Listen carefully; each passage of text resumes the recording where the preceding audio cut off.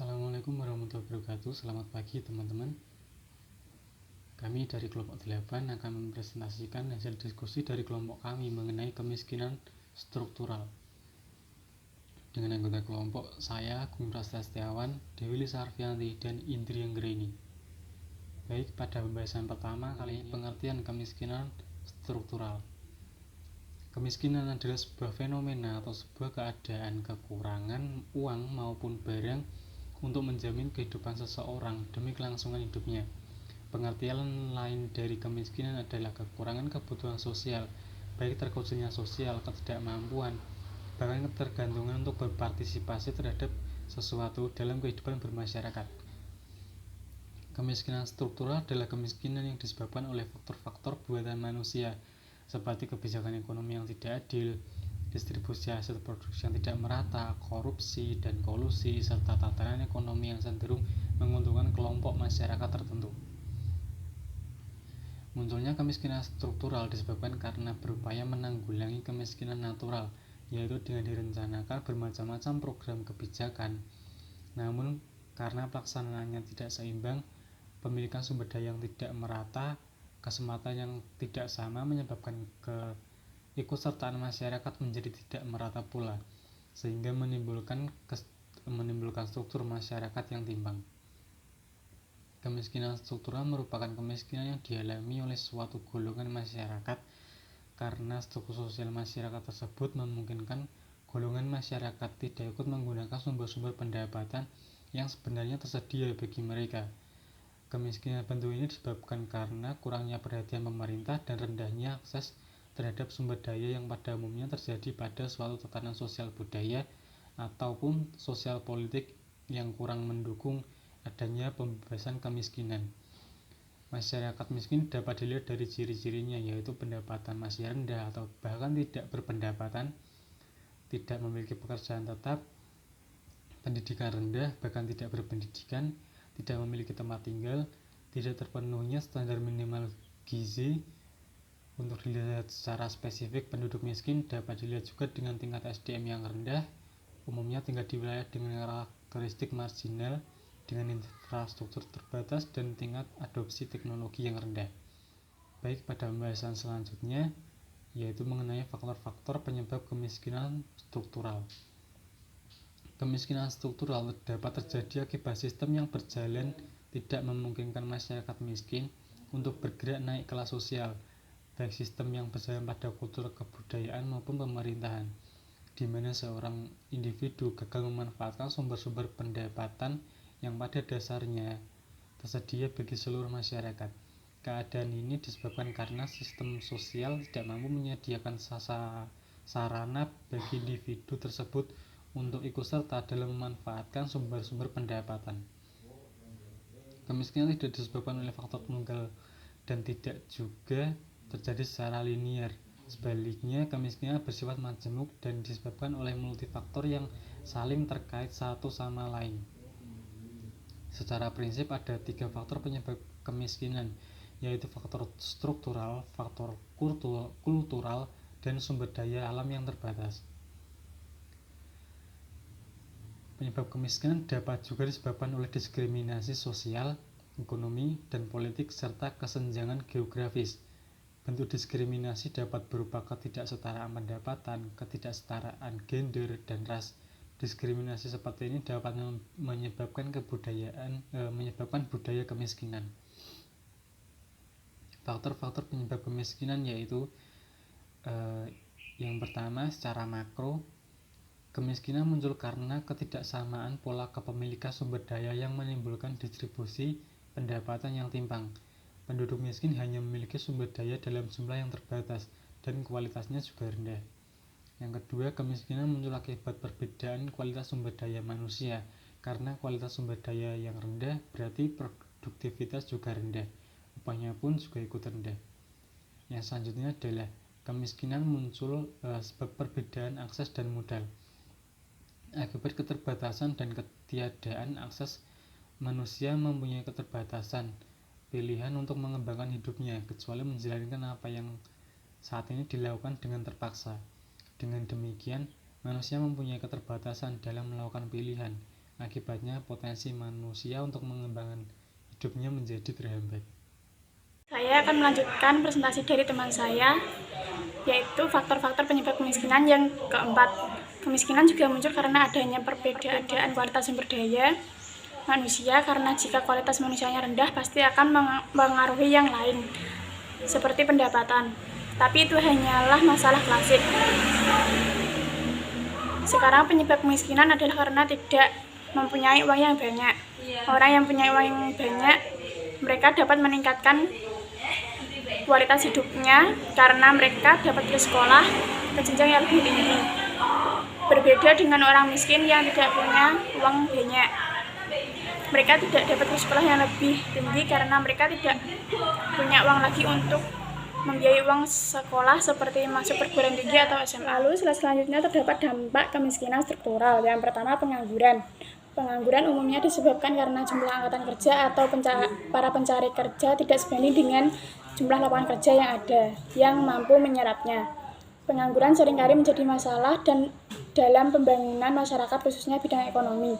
Karena dengan adanya pengangguran, produktivitas dan pendapatan masyarakat akan berkurang sehingga dapat menyebabkan timbulnya kemiskinan dan masalah-masalah sosial lainnya. Yang kedua, masalah keterbelakangan. Jika dilihat dari segi penguasaan teknologi, Indonesia masih dikategorikan sebagai negara berkembang.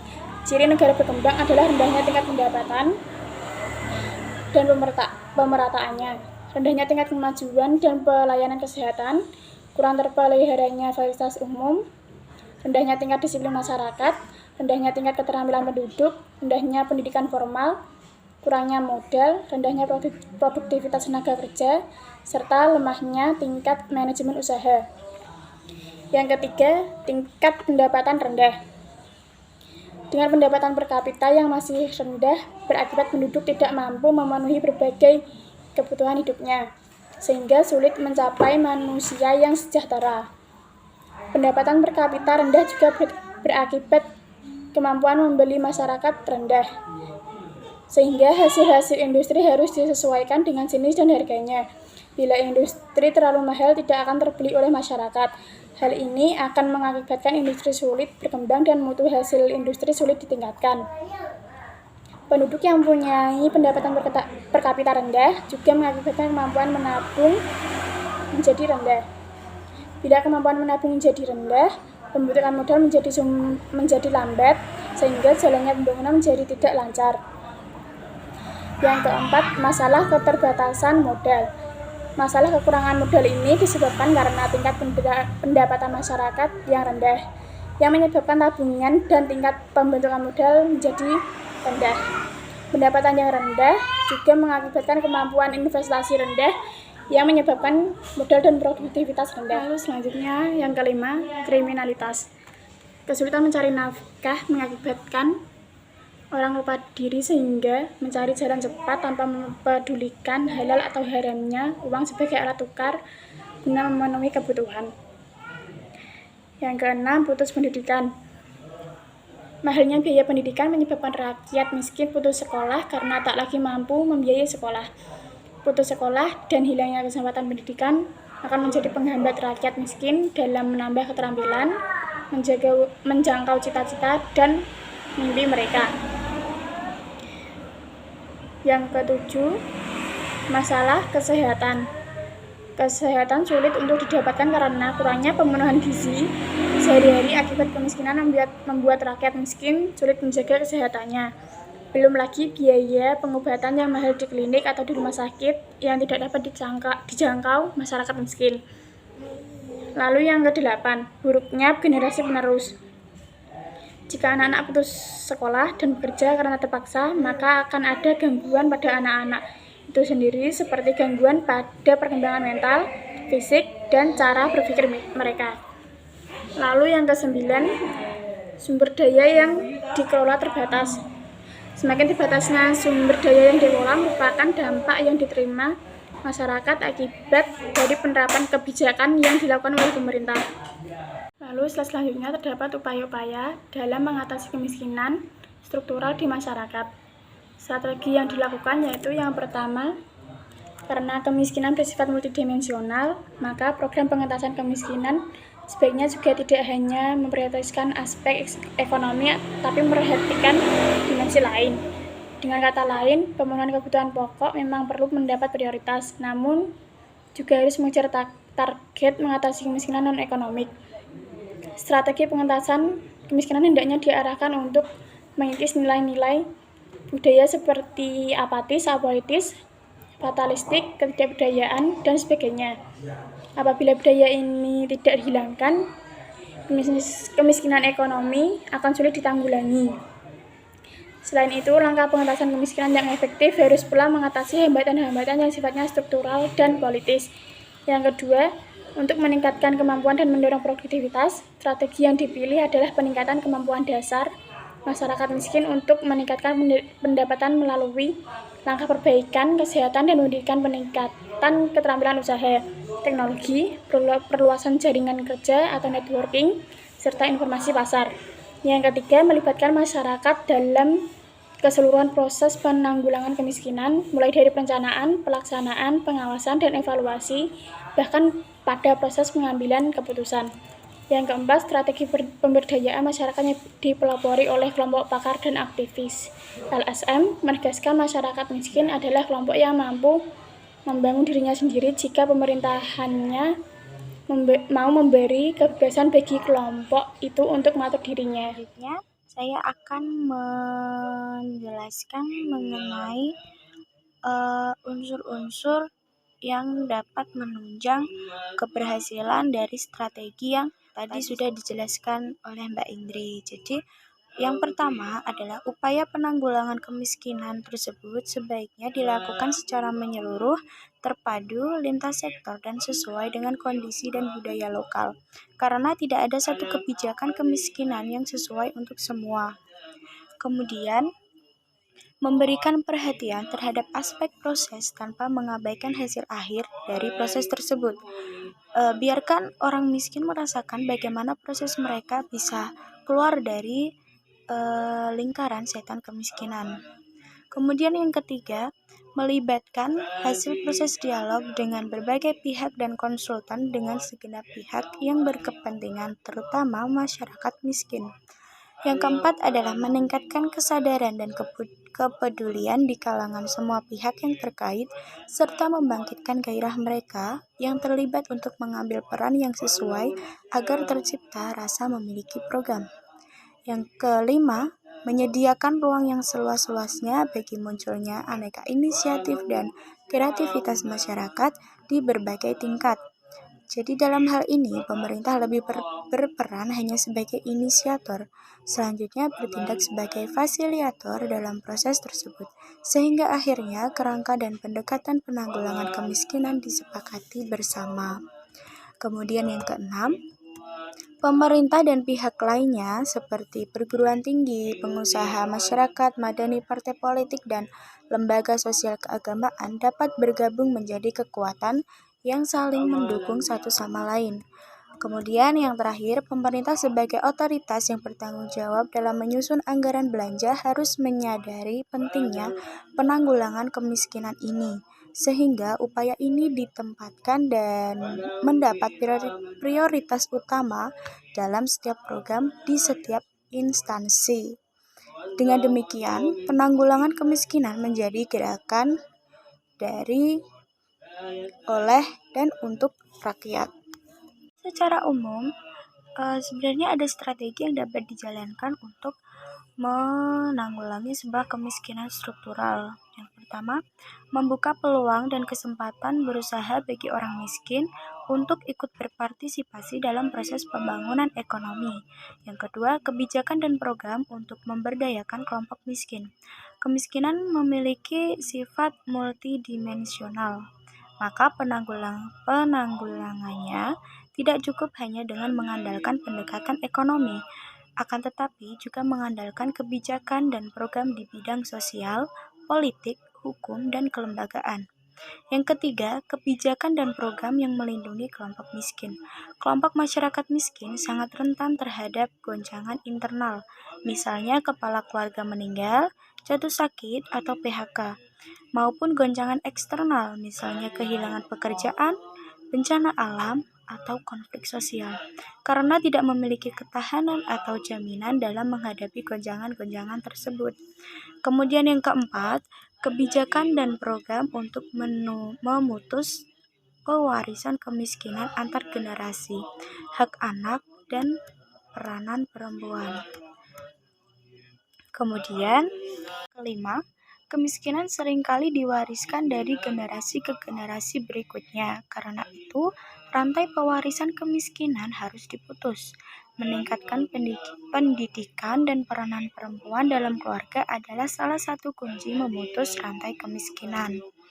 Yang keenam, pemerataan distribusi pendapatan. Ketimpangan di masyarakat tidak akan terjadi apabila pemerataan distribusi pendapatan dilakukan secara menyeluruh. Bukan hanya kepada yang memiliki izin eksploitasi, namun kepada masyarakat miskin juga. Kemudian, pemerataan sumber daya baik SDA maupun SDM penting dilakukan agar tidak terjadi ketimpangan. Masyarakat miskin dapat memiliki akses untuk mengelola sumber daya yang dapat digunakan bersama dengan perusahaan yang mendapat izin dari pemerintah untuk mengelola sumber daya tersebut. Pemerataan SDM juga penting dilakukan, khususnya di perkotaan yang seringkali memiliki standar tersendiri dalam penyerapan tenaga kerja. Lalu pemerataan terhadap akses modal dan layanan sosial dasar. Dengan pemerataan akses modal yang diterima oleh masyarakat miskin, niscaya dapat mengatasi kemiskinan struktural yang terjadi. Masyarakat miskin tidak lagi terhambat dalam mengembangkan kehidupannya. Dengan adanya pemerataan akses modal, layanan sosial dasar seperti jalan raya, sanitasi, jembatan, air bersih, listrik, dan lain-lain penting dilakukan oleh masyarakat. Dengan adanya layanan sosial tersebut dapat memicu pembangunan ekonomi di daerah-daerah tertinggal sehingga dapat mengatasi kemiskinan struktural di wilayah tersebut. Kemudian peningkatan layanan kesehatan dan mutu pendidikan kepada masyarakat miskin secara gratis. Jadi masyarakat miskin dapat berpikir kritis melalui pendidikan dan tidak lagi takut untuk berobat apabila sedang sakit dan tidak lagi memikirkan biaya yang harus ditanggung sebab harga tidak dapat dijangkau oleh masyarakat miskin. Apalagi kalau di rumah sakit besar itu tuh terkadang masyarakat miskin yang memakai BPJS kelas bawah itu masih susah untuk mendapatkan perawatan, selalu diabaikan kadang-kadang, jadi mereka takut untuk berobat. Itu mungkin karena kurang tegasnya dari pemerintah juga. Lalu perhatian yang lebih serius terhadap aspirasi masyarakat bawah. Pasalnya, pemerintah perlu mengetahui kondisi real di lapangan untuk dapat menentukan kebijakan yang berdampak positif secara luas. Pemerintah mengontrol penuh pelaksanaan sistem yang berjalan, maka setiap kebijakan atau regulasinya harus mementingkan manfaat sebesar-besarnya bagi masyarakat, bukan hanya pada perusahaan maupun investor. Kemudian kebijakan pemerintah yang adil. Pemerintah sebagai otoritas yang memegang kendali perekonomian dan pembangunan wajib adil dalam membuat kebijakan. Jadi tidak hanya dirasakan manis oleh kelompok-kelompok tertentu, akan tetapi dirasakan juga oleh masyarakat miskin sehingga tidak terjadi ketimpangan sosial.